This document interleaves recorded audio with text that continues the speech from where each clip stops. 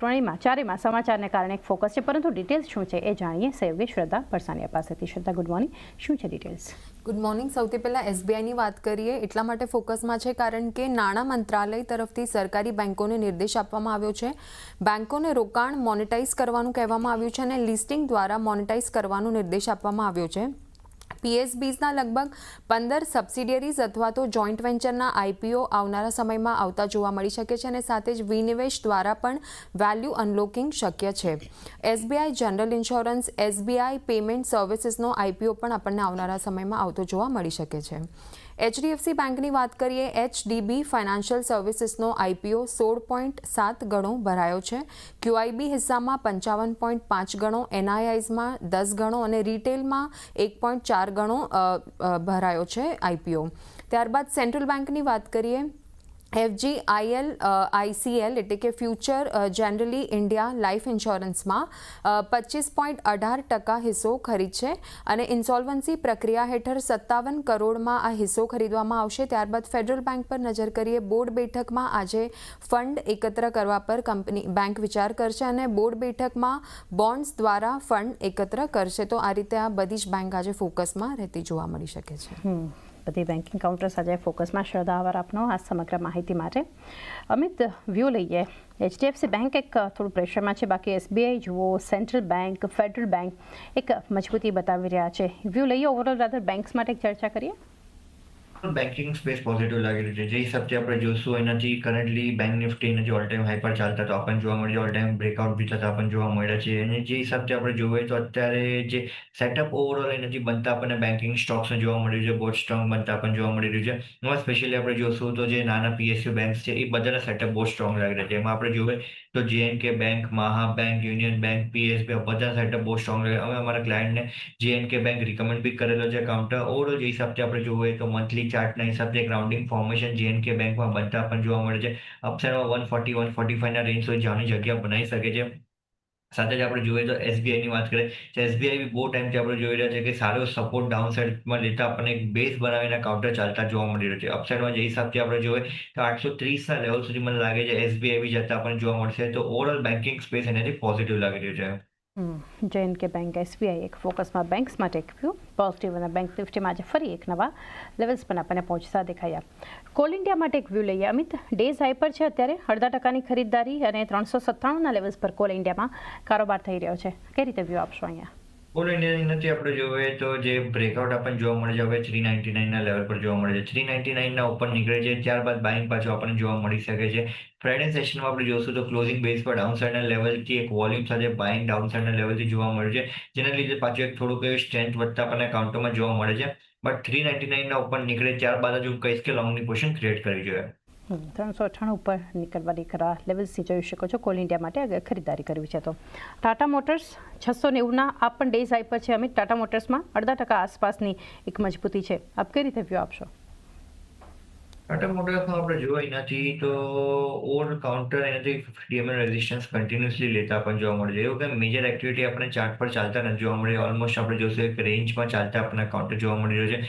670થી જોઈએ આપણે તો 695ના રેન્જમાં કાઉન્ટર કન્ટિન્યુઅસલી ચાલતા પણ જોવા મળે છે. 695ના ઉપર સ્ટેબલ થાય છે, ત્યાં ક્લોઝિંગ આપે છે તો હું કહીશ કે એનાથી કેરી ફોરવર્ડ બાઇંગ માટે કન્ફર્મેશન મળતા પણ જોવા મળશે.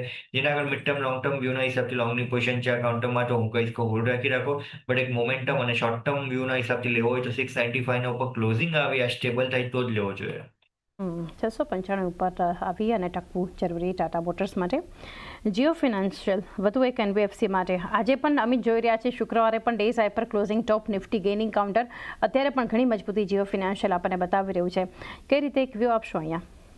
સેટઅપ પોઝિટિવ લાગી રહ્યું છે. ઓવરઓલ આપણે જોઈએ તો અહીંયાથી ઓની પોઝિશન બહુ સ્ટ્રોંગ ફ્રન્ટ એડિશન થતા પણ જોવા મળી જાય. જે હિસાબથી આપણે જોશું તો રોલ ઓવર્સ બી આપણે જોઈએ તો roll over B positive front addition થતા પણ જોવા મળ્યું છે. જે હિસાબથી અપસાઇડમાં ઓની પોઝિશન શિફ્ટિંગ થતા જોવા મળે છે. ડાયરેક્ટલી 350થી 360ના રેન્જમાં શિફ્ટિંગ થતા પણ જોવા મળે છે. સો મને લાગે છે લોંગની પોઝિશન હોલ્ડ રાખી રાખો, બાય ડિપ્સની સ્ટ્રેટેજી રાખીને ચાલુ જોઈએ. અપસાઇડમાં 355-60ના લેવલ સુધી આ કાઉન્ટર જતા આપણને જોવા મળશે. હોલ્ડ રાખો. 355-360ના લેવલ્સ બતાવી શકે છે અને બાય ટિપ્સનો એક અપ્રોચ પણ જીઓ ફિનાન્શિયલ માટે તમે રાખી શકો છો. મજબૂત છે ગ્રાસિમ પણ અત્યારે 0.5%ની ખરીદદારી અમિત ગ્રાસિમમાં થઈ રહી છે. કઈ રીતે ચાર્ટ સેટઅપ જોઈ રહ્યા છો? ચાર્ટ ફ્રન્ટ પર હું કહીશ કે એનાથી રેન્જ બાઉન્ડમાં છે, એનાથી નો એક્શન ટ્રેડ પર અત્યારે ચાલતા પણ જોવા મળી રહ્યું છે. Sir currently wait and watch કરો, જેના આગળ લોંગની પોઝિશન છે 2840 સ્ટોપ લોસ લગાડીને હોલ્ડ રાખી રાખો, જેમાં કાઉન્ટર 2885 ના ઉપર નીકળે છે, ત્યારબાદ પાછું બાઇંગ જોવા મળશે. તો એક વ્યૂ ગ્રાસિમના કાઉન્ટર પર બનતો જોઈ રહ્યા છીએ. ટાટા કન્ઝ્યુમરમાં અત્યારે એક ખાસું પ્રેશર છે, 1% વધુ નીચે છે. અમિત, ડેઝ લોના લેવલ પર ટાટા કન્ઝ્યુમર ટ્રેડ થઈ રહ્યો છે નિફ્ટીના ટોપ યુઝર્સમાં. કઈ રીતે સેટઅપ જોઈ રહ્યા છો? ઓલમોસ્ટ આપણે જોઈએ તો સપોર્ટના આસપાસ કાઉન્ટર આવતા પણ જોવા મળી રહ્યો છે. 1105 એક સપોર્ટ લેવલ આ કાઉન્ટરમાં ટ્રેડ કરતા જોવા મળી રહ્યો છે. 1105 ના લેવલનો બ્રેકડાઉન આવે છે તો મને લાગે છે ત્યાંથી 1090 ના લેવલ સુધી સ્ટ્રેચ થતા જોવા મળશે. 1090 ના લેવલ પર બી આપણે જોઈએ તો ગેપનો સપોર્ટ બનતા આપણને કાઉન્ટરમાં જોવા મળી રહ્યા છે. તો ક્લસ્ટર ઓફ સપોર્ટ ડાઉન સાઈડમાં બનતા પણ જોવા મળી રહ્યા છે. ઓવરઓલ વીકલી અને મંથલી ચાર્ટ જોવા કાઉન્ટરને તો બહુ જ પોઝિટિવ બનતા પણ જોવા મળી રહ્યું છે. મને લાગે છે ડીપ મળે છે તો લોંગની પોઝિશન માટે આપણે વેટ કરવું છે. કરન્ટલી ડાઉન સાઈડમાં જે હિસાબથી આપણે જોઈએ તો 1090 ના આસપાસ આવે છે તો એ લેવલ પર લોંગની પોઝિશન ક્રિએટ કરી શકાય. એક વ્યૂ ટાટા કન્ઝ્યુમર પ્રોડક્ટ્સ માટે. હીરો મોટોકોર્પ સૌથી વધારે પ્રેશર અત્યારે આ સ્ટોક પર છે. નિફ્ટીનો ટોપ લૂઝર છે, 2% નીચે છે. અમિતા કાઉન્ટર હીરો મોટોકોર્પ કઈ રીતે સલાહ આપશો? જી, મને લાગે છે ઇન્ટરડે ફ્રન્ટ પર પ્રેશર વધતા પણ જોવા મળી શકે છે. 4180 થી 4170 ના લેવલ સુધી કરન્ટલી જે હિસાબથી આપણે જોઈએ તો છેલ્લા 4-5 દિવસે કાઉન્ટર પ્રેશર ક્રિએટ કરી રહ્યો હતો. અપસાઇડના લેવલના બ્રેકઆઉટ માટે કાઉન્ટર કન્ફર્મેશન નહોતો આપી રહ્યો અને ત્યાંથી એનાથી સપ્લાય ઝોન બનતા પણ જોવા મળી રહ્યું છે. ઓવરઓલ જે હિસાબથી આપણે જોઈએ તો જે વીકલી ચાર્ટ બનતા પણ જોવા મળે છે એમાં કાંઈ વધારે ખાસ એવું નેગેટિવ જોવા નથી મળી રહ્યું. જે મોમેન્ટમ છે અને જે પ્રોફિટ બુકિંગ છે એ આપણને અત્યારે થતા જોવા મળી રહ્યું છે. શું હું કહીશ કે મોમેન્ટમ અને પ્રોફિટ બુકિંગ માટે આપણે એનાથી જોવું જોઈએ અને નવી શોર્ટની પોઝિશન બી ક્રિએટ કરી શકાય ડાઉનસાઇડમાં 4170 ના ટાર્ગેટ્સ માટે. 4170 નીચેની તરફ લેવલ્સ બતાવી શકે છે. હજુ પણ ઇન્ટ્રાડેમાં ઘટાડો વધી શકે છે હીરો મોટોકોર્પમાં. IRFCના કાઉન્ટરમાં અત્યારે વોલ્યુમ બેઝડ બાઇંગ જોઈ રહ્યા છે. અમિત, એક વ્યૂ લઈ લઈએ, કારણ કે જે ખરીદદારી IRFC બતાવી રહ્યું છે અત્યારે 142 આસપાસના લેવલ્સ ડેઝ હાઈના લેવલ છે. કઈ રીતે વ્યૂ આપશો?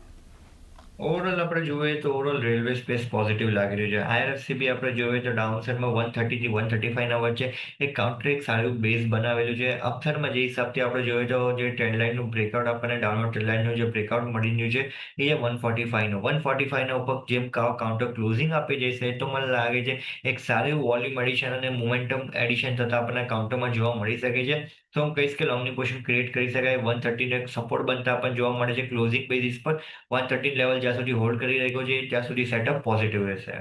130નું લેવલ એક જાળવવું જરૂરી અને ત્યાં સુધી વ્યૂ પોઝિટિવ. IRFCના કાઉન્ટર પર એક બનતો જોઈ રહ્યા છે.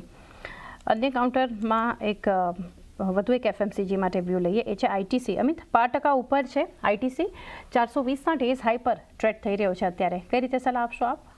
કાંઈ એક્શન જોવા નથી મળી રહ્યું. હું કહીશ કે વેટ એન્ડ વોચ કરવું જોઈએ. ઓવરઓલ એનાથી આપણે જોશું તો અપસાઇડમાં 424 નો બ્રેકઆઉટ લેવલ બની રહ્યો છે.